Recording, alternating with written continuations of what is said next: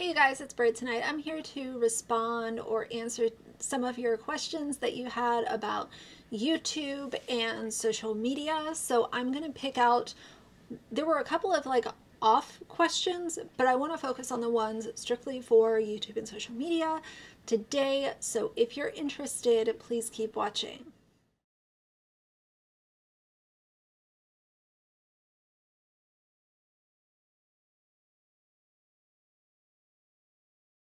All right, you guys, so I'm just going to start at the top. And the first one says, what advice would you give to someone starting out? Do you think we might finally see an end to the popularity of social media, or do you anticipate for it to just keep getting worse and consuming people? Thanks. So for the first question, what advice would you give to someone starting out? If you feel like you want to make a YouTube channel or start doing TikTok or whatever, just do it. Don't, I mean, within reason, obviously I'm not saying like ignore your mental health or anything like that, but if you're in the frame of mind to start making videos, just start making them, because I feel like, and I know for me, like I waited longer than I should have to start my channel. I wish that I would have started it when I first thought of the idea and just worked with what I had. I know when the idea first came around, I was kind of going back and forth with it. Do I do this? Do I not? And I wanted to wait until I upgraded my phone. And then I wanted to wait until I bought a ring light. And then I didn't have any video ideas that I wanted to okay, today I'm going to film this video. But I should have been writing down video ideas and just started. Instead of waiting for the ring light and all of that kind of stuff, I should have just sat in front of a window with natural light and just filmed. You know, I should have not put that kind of pressure on myself, because I was watching bigger YouTubers who had backdrops and really fancy desks and really expensive mics and all of the best lighting. And I was telling myself, well, I don't have even a fourth of what they have, so nobody's going to care about my video. But it's really interesting now looking back, because I see videos with average lighting, average sound, average backdrop, and if you like the person, you like the person. If you like what they're saying, you like what they're saying, you're gonna stick around. So I would say that, you know, if you want to start out, just start. Use your phone. You can get a really cheap mic on Amazon for like $12 or $14 to start out with, and work with natural lighting. If you have a big window in your living room or your bedroom, just sit on the floor, use the natural light, and don't wait. So the second question about do I think that we're going to see the end of the popularity of social media? No. I think that social media is the future. I think that it's going to continue to grow. I think it's going to continue to create toxicity on some levels, but I also think that it's going to continue to allow people to connect with one another and learn from one another and share ideas and keep in contact with people that they might not live close to. I don't see it becoming less popular in my lifetime. Next, you briefly touched on Girl World and with the Kaya situation. Would you consider revisiting that place for more content on the missteps of other problematic creators or reactors? It's pretty entertaining and interesting. I really don't know anything about other reactors or other people who do commentary on Amberlynn Reid or Foodie Beauty. I'm just not involved. So I don't feel like I could really judge or correct somebody when I have no clue what I'm talking about. That just feels completely unfair and very dumb. I am curious about what Kaya is going to do. Is she going to come back? Is she going to try to rebrand? I don't think that she'll be able to come back and discuss Foodie Beauty, because how hypocritical. That would be a damn mess. So I'm interested to see what she does.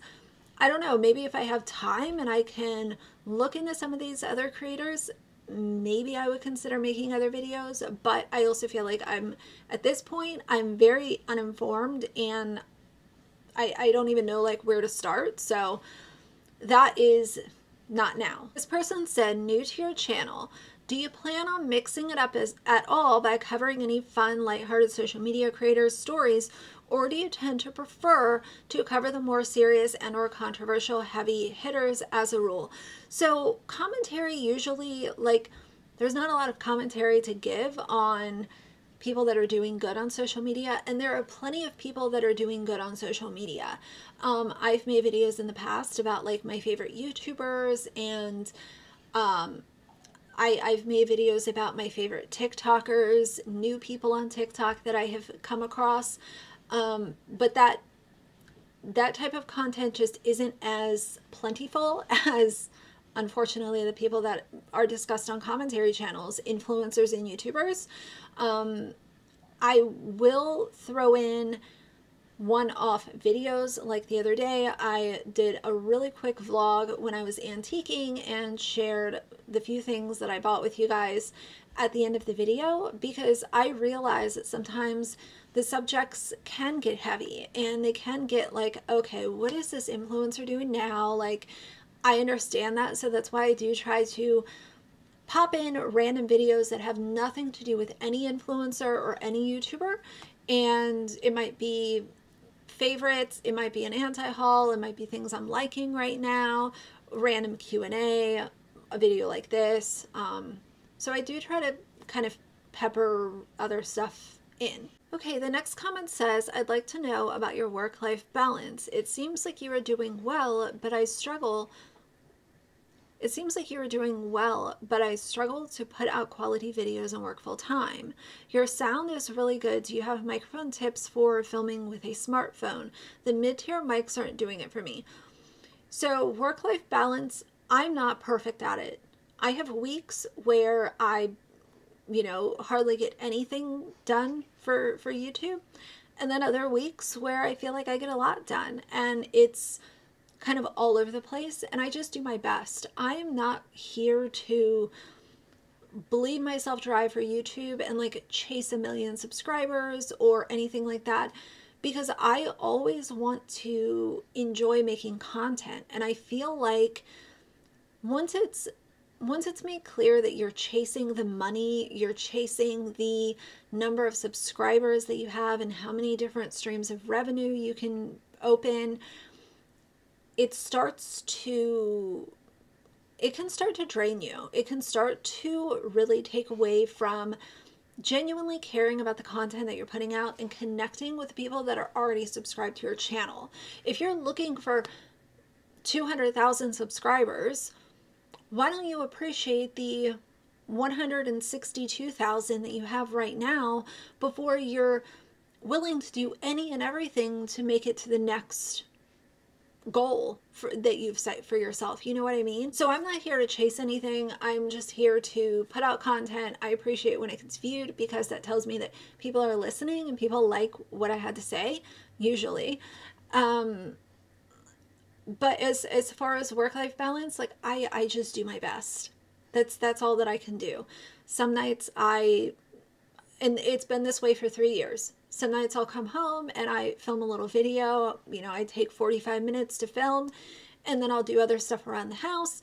And some nights I come home and I literally could not sit here if you paid me to, because I just don't have it in me.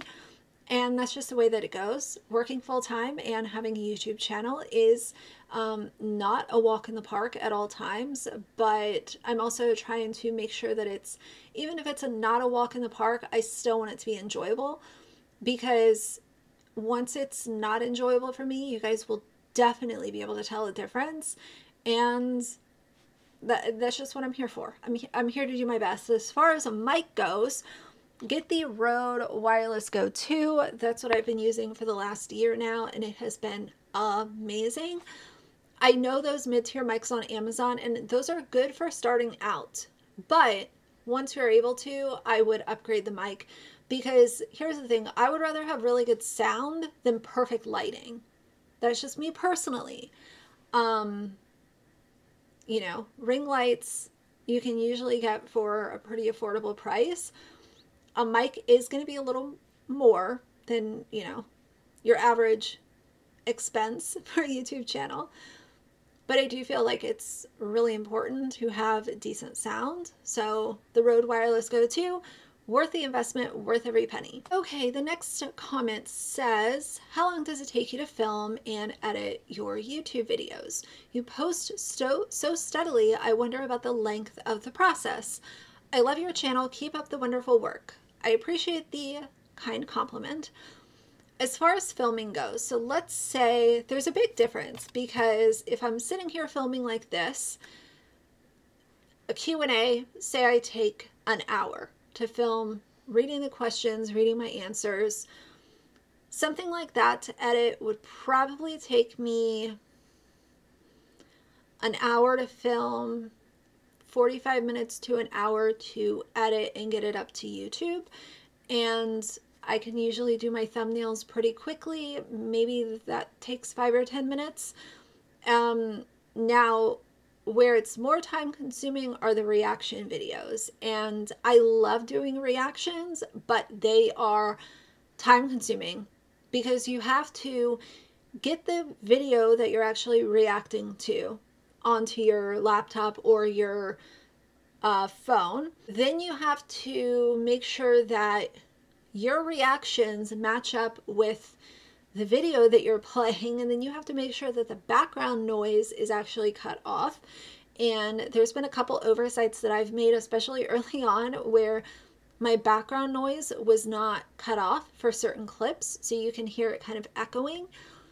But yeah, reaction videos, say a reaction, if I spend an hour filming a reaction, that video for the editing process could take about 2 hours, because by the time you save the video, you get everything set up, and then the back and forth between the reaction part and the video playing part, that's what takes longer. So I'd say an hour and 40 minutes to 2 hours maybe.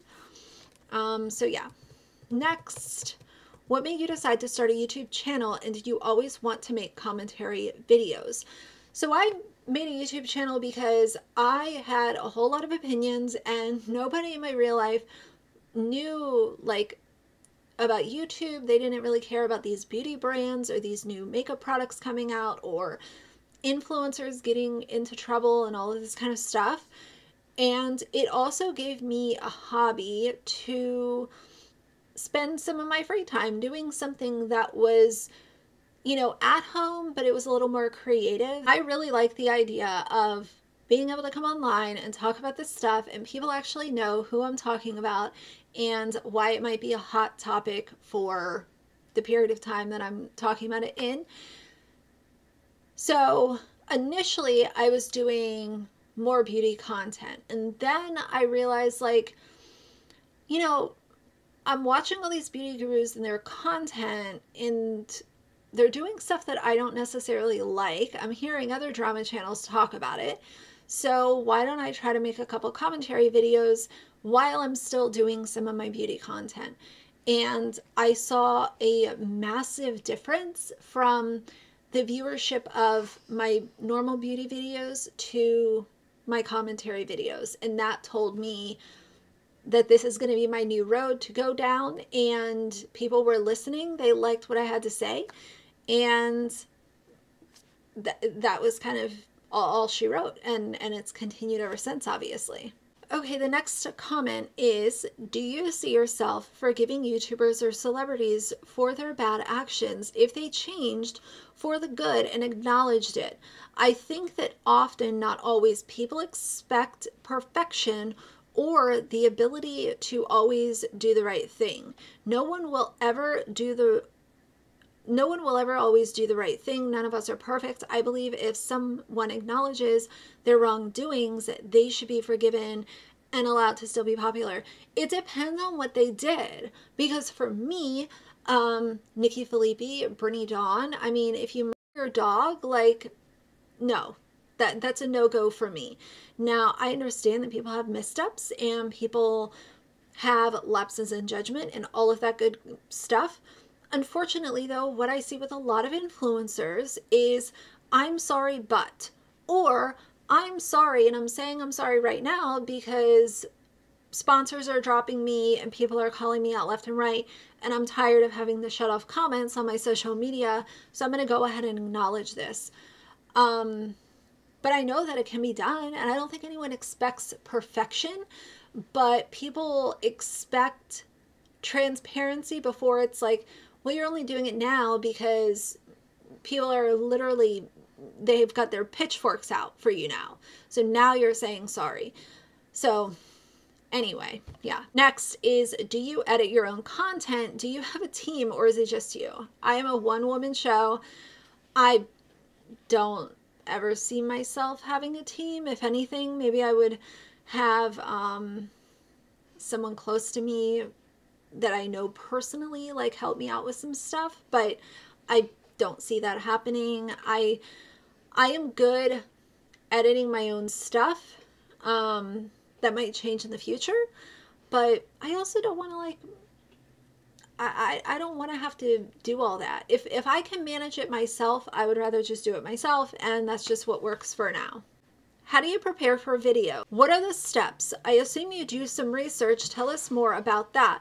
Then do you write anything down, develop a broad skeleton of what you'll cover, or just wing it? How much time does it take in between deciding on the topic and posting it? So preparation for a video, yes, I always have some kind of notes. It's usually just bullet points of stuff that I want to hit, depending on what it is. Now, if it's something that there are a lot of details involved, then obviously there are, you know, more like backup documents on top of those notes that I have to prepare, news articles or quotes or TikTok videos or someone's Instagram posts that I'm actually going to read from. So I make sure that all of that is together. But as far as my own notes, I can do really well as long as I have, like, okay, these are the 5 things I really want to hit on. Let me write these down, and then everything else usually falls into place. It has taken me a very long time to be able to carry a conversation on YouTube and have things be cohesive and actually deliver a normal sentence. But I have gotten there with time and practice, and hopefully I'll get better in the future. Don't hold me to it. As far as deciding on the topic and then actually filming and posting the video, it just depends on what I have going on. Like, if, you know, if I have a really busy week, then it might be a few days, especially if I need a few days to pull everything together and educate myself a little bit more. But if it's something I already know a lot about, then I might be able to do that the same day. It just depends, and it also depends on my schedule. Okay, so some of these are repeats. So I'm going to read the last couple and then I think we will be done. Okay, someone asked about monetization on YouTube and kind of like how much a small, medium, and large channel size might make off YouTube. There's really no way for me to tell that because it really varies. Like, some channels have 1 million followers and they're making $4,000 a month, and then you have some smaller channels that get really steady good views and they can make $4,000 a month or 8,000 or, you know, whatever it is. So that's really difficult for me to even start to guess. I can tell you guys from my channel, usually, like, I don't make enough on YouTube to consider quitting my job. Obviously, you know, YouTube is a decent hobby for me, and I'm very grateful that it pays me a small amount every month that I can use for treats for my dog or, you know, little random things. That's meaningful to me, and having the community that I've built here means everything. But there's really no way to tell. Like, I wouldn't even know, like, where to guess to start with that. Someone asked if I ever fear for my safety from internet strangers. Here's the thing. I don't think any of us are completely safe when it comes to existing online. I've done my best to handle topics non-aggressively and from a seat of, this is simply my opinion. I'm not here to scream or name call or do any of that. I hope that that always works in my favor. I know that it's not everybody's cup of tea because some people think that's boring and, oh, you're just, I'd rather watch paint dry, you're boring, whatever. But I think that when your content is irate and upsetting, it can also make people that are consuming it irate and upset. And sometimes those are the people who you always hear this thing, like, they're gonna end up pissing off the wrong person one day. They're gonna be running their mouth and doing all that crazy stuff, and they're gonna piss off the wrong person one day. Like, I've heard that about several YouTubers. And that sucks, and I don't co-sign that at all, but we are all in control of our own content and what we put out and what we say and the words we use and the words we don't use. And I focus on that. And I don't think any of us are completely off limits, but I do my best to not be a menace and put added measures in place to keep my household safe. So those are all the questions I'm going to answer for now. I'm starving. I want to eat dinner. So I'm going to let you guys go for now. If you like the video, please leave a like and a comment.